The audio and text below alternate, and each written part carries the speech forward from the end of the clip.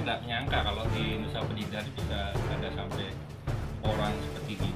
Ada lah satu keraguan dalam budidaya porang dengan melihat di Cemlagi ini. Saya sendiri sebagai orang Tabanan, terutama Cilemadeg Barat, tuh malu sebenarnya. Kalau kita orang Cilemadeg itu nggak berani budidaya porang, sedangkan di Cemlagi dia dengan Nusa Penida lah secara totalnya sudah seperti ini, apalagi yang diragukan. Kembali dengan saya Wayan Sukirana Nusa Penida Farm. Kali ini saya dapat kunjungan dari teman-teman P3N Bali tepatnya. P3N itu Perhimpunan Penggiat Petani Porang Nusantara, Pak Man ya.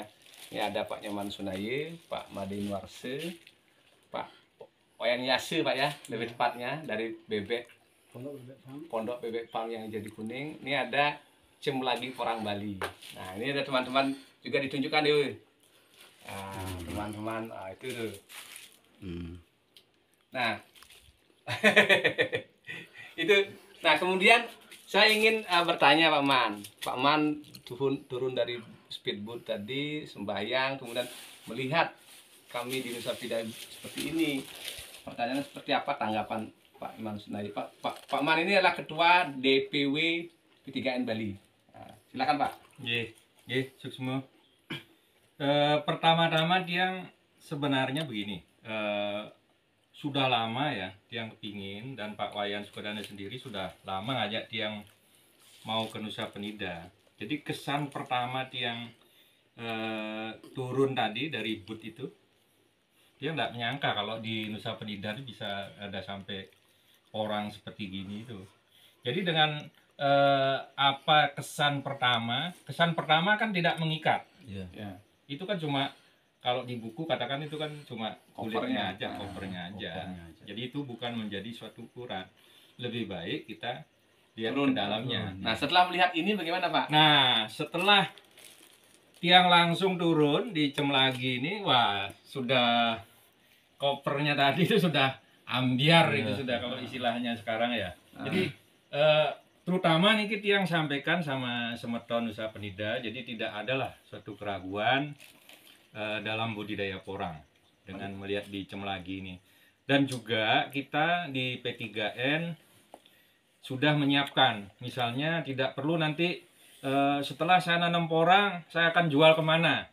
Itu kita sudah ada MOU dengan 2 pabrik, yaitu pabrik pertama PT Penta Nusantara, PT Rajawali Penta Nusantara, itu di posisinya di Gresik. Dan yang kedua PT Asia Prima Konjak.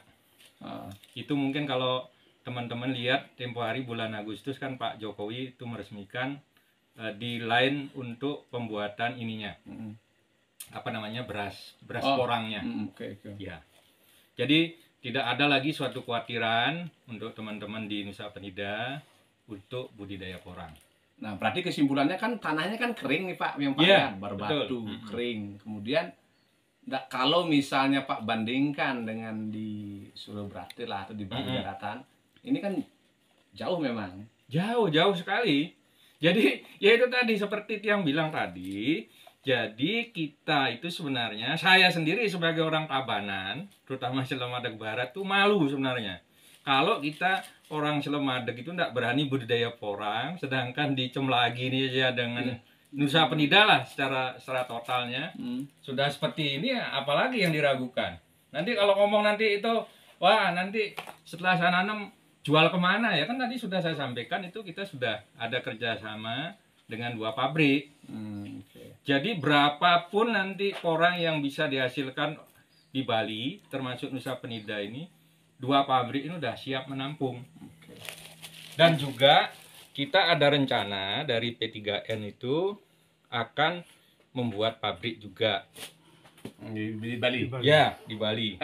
Ini tukang buat pabriknya soalnya. Jadi tidak ada lagi suatu kekhawatiran untuk budidaya porang.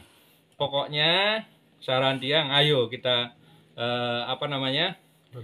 berbudidaya porang. Walaupun sebenarnya kita sudah tertinggal jauh kalau dibanding dengan saudara-saudara kita di luar Bali. Oh, berarti kesimpulannya Bali dengan pandemi ini yang menyebabkan orang harus kembali bertani, Porang salah satu menu Salah sebenarnya. satunya, iya.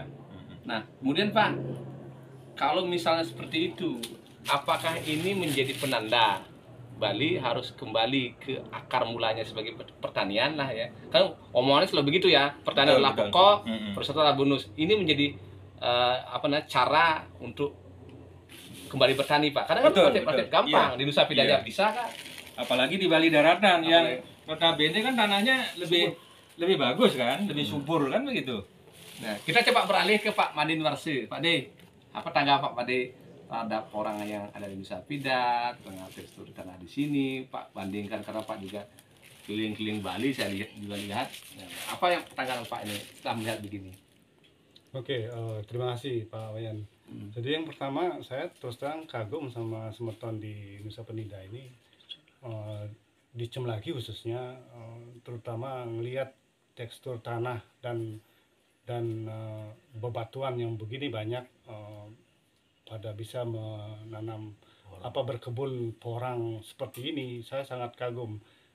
Seperti yang diceritakan Pak Ketua tadi, kita di Bali daratan mestinya malu dengan situasi seperti ini, dengan keadaan kita melihat bahwa porang di Cemlagi, di Nusa Dua, di Nusa Penida mungkin secara umum pasti seperti ini, karena Pak Wayan tadi sempat cerita bahwa di sini pulau ini sebenarnya tanah batu bertanah gitu, bukan seperti di Bali tanah berbatu. Ya, jadi saya kagum, terus terang saya kagum, salut, luar biasa, semangat ya, mantap. Nah, dia bilang tadi kalau di sini hujannya 3 hari sekali, kalau di Surabaya itu tiap hari kan ya. Tiap hari. Kalau ini sore tiap gitu detik ya. ada yang hujan. Iya. Gimana Pak? Gimana Pak? Kalau di tempat yang di Bedugul, kalau setiap hari itu kalau nggak hujan bukan Bedugul namanya. Tapi tiang ya selaku pecinta pertanian sangat salut, dan inovasinya sangat luar biasa. Tanah yang begitu tandus dengan batu yang begitu banyak bisa hidup, apalagi yang di tanah kita. Di Bali daratan Iya. ya, Pak Yan ya. Iya. Berarti di mana udah nyawa lahan ya kayaknya. Kayaknya udah begitu nih arahnya. Ya, Di Indonesia kayak mau ekspansi ke sini nih. ya nanti kita planningkan lah tahun depan, atau mudah-mudahan kita ada rezeki, Iya. kita bisa saling share, saling mendukung. Nah, cuman saya ingin lihat perspektif lain Pak Ari ya. Perspektif maksudnya gini. Pak Ari kan mempunyai agrowisata bebek, Pondok bebek farm. pondok bebek Pondok farm bebek farm. yang berorientasi petik stroberi itu. Tingkat kesulitan kan saya tahu juga tinggi itu. Justru kalau di sini tingkat kesulitan air. Kalau di sini terlalu smog itu kan embun yang bawa air itu terlalu kan, banyak, itu kan juga bisa merusak kan, Iya. terbakar kan. Iya. Kalau di sini terbakarnya karena panas, di sana terbakar karena Karena smog embun, itu iya. kan, embun itu kan. Nah, pertanyaannya sekarang, Pak, di sana Pak pernah dengar nggak nanam porang juga di sana, sekitar sana? Belum Belum ada, ada. dan hampir tidak ada. 1.500 TPN itu Pak ya? Iya. Itu 900 berapa deh? 1.200 1.200. Tapi di justru di Batur Utara lebih tinggi Pak ya? lebih.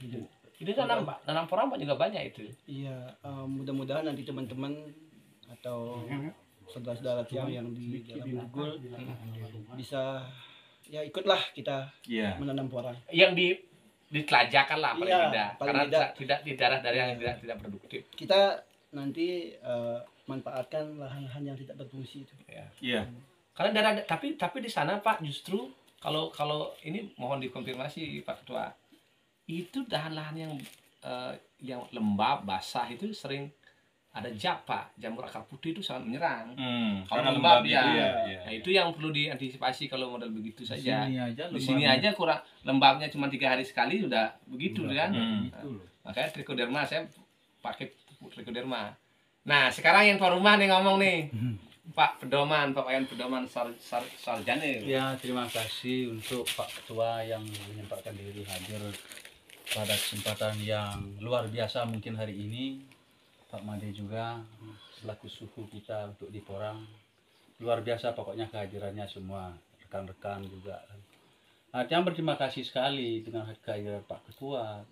Support bahasanya dari nol tadi luar biasa itu bagi tiang pribadi.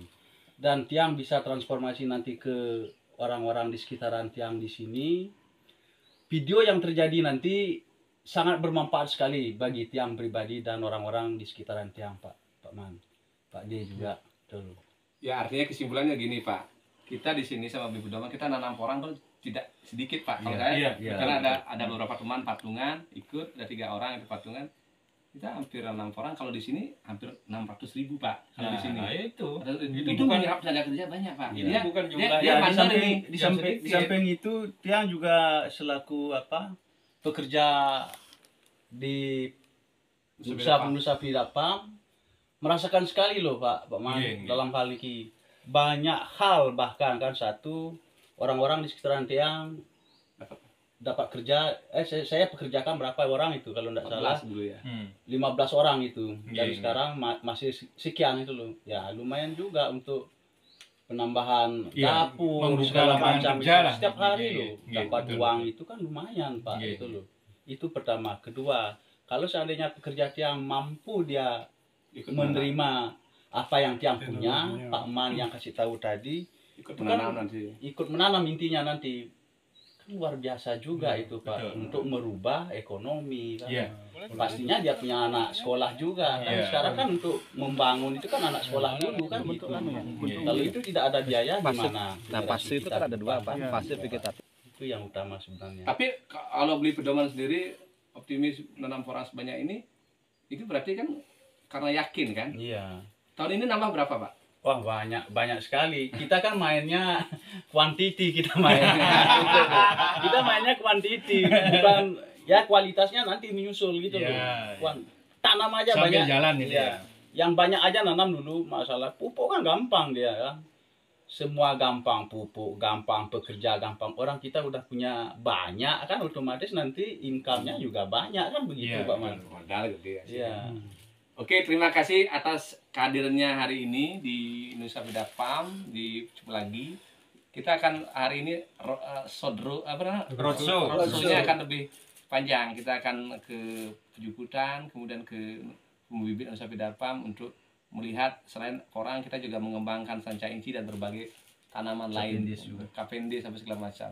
Mudah-mudahan ini menjadi momentum kita untuk membangkitkan pertanian di tengah tersiok-sioknya pariwisata. Mudah-mudahan kita bisa survive. Terima kasih. Terima kasih Pak ya.